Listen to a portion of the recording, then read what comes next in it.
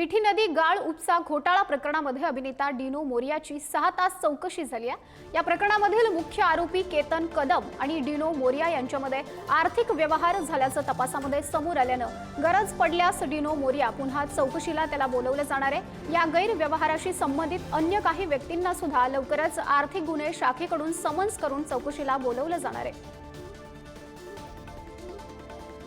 डिनो मोरियाच्या काय चौकशी करण्यात आलेली आहे ते आपण ग्राफिक्सच्या माध्यमातून पाहूयात। मिठी नदी गाळ उपसा भ्रष्टाचार प्रकरणी दुसऱ्यांदा चौकशी झाली आहे। केतन कदम आणि डिनो मोरिया मागील 20 ते 25 वर्षांपासून एकमेकांना ओळखतात।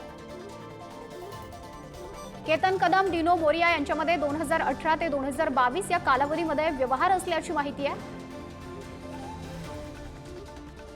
केतन कदमांना मिळालेले पैसे डिनो मोरियाच्या खात्यावर जमा झाले का याचा तपास सुरू आहे। आर्थिक गुन्हे शाखा 2020 ते 22 या काळातील बँक खात्यांचं ऑडिट करणार आहे। डिनो मोरियाला गरज पडल्यास पुन्हा चौकशीला बोलवलं जाईल।